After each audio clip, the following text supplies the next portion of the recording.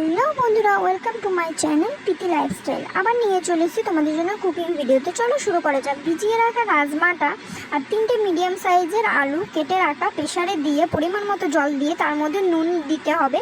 আমার নুনটা কম হয়ে গেছিলো বলে আমি আরেকটু দিয়েছিলাম। তার মধ্যে কাঁচা লঙ্কা ফেলে দিয়ে আমি গ্যাসে বসিয়ে দিলাম।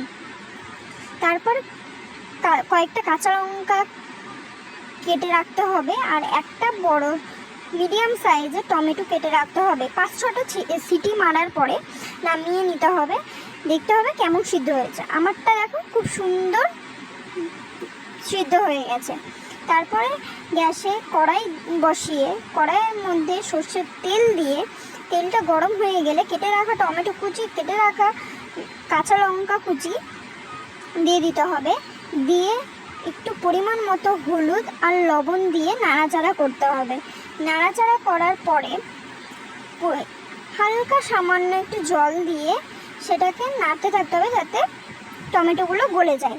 তারপরে আমি দিয়ে দিলাম সানরাইজের লঙ্কার গুঁড়ো, সানরাইজের জিরের গুঁড়ো দিয়ে নাড়াচাড়া করে মশলাটা কষে গেলে একটু তারপরে সিটি মেরে রাখা রাজমা আর আলুটা দিয়ে হলুদ দিয়ে নাড়তে হবে। আর আলুগুলোকে একটু ভেঙে দিতে হবে যাতে একটু গ্রেভি ভাবটা আসে। তারপরে সামান্য একটু পরিমাণ মতো চিনি দিয়ে গ্যাসের ফ্লেমটা কমে একটু ফুটতে দিতে হবে যাতে ঘন হয়ে যায়। তারপরে সানরাইজে গরম মশলা দিয়ে নামিয়ে নিতে হবে।